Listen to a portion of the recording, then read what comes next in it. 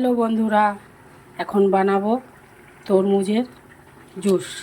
দেখো, তরমুজটা কেটে আমি রেখেছি, ঝুড়িটা একটা গামলার উপরে রেখেছি, কারণ রসগুলো নালে বেরিয়ে যাচ্ছে ঝুড়ির থেকে। ওই দেখো, ওই জন্য ঝুড়িটার মধ্যে নিয়েছি।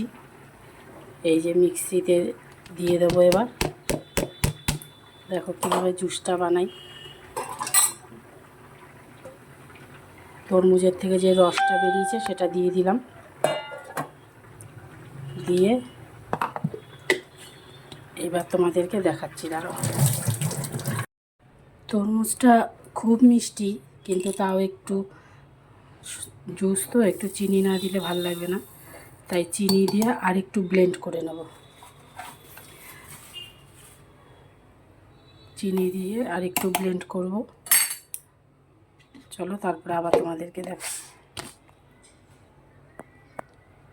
দেখো, এই ছাঁকনিটা দিয়ে আমি ছেঁকে নিচ্ছি। এভাবে ছেঁকে নিতে হবে। দেখো, এই যে পড়েছে নিচে, এই যে দেখো হয়ে গেছে তরমুজের জুস।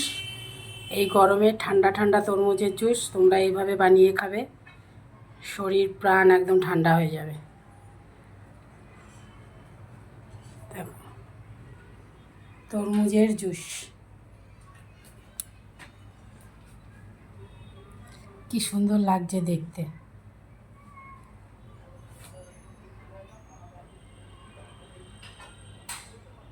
ও, তরমুজের জুস কখন করলে?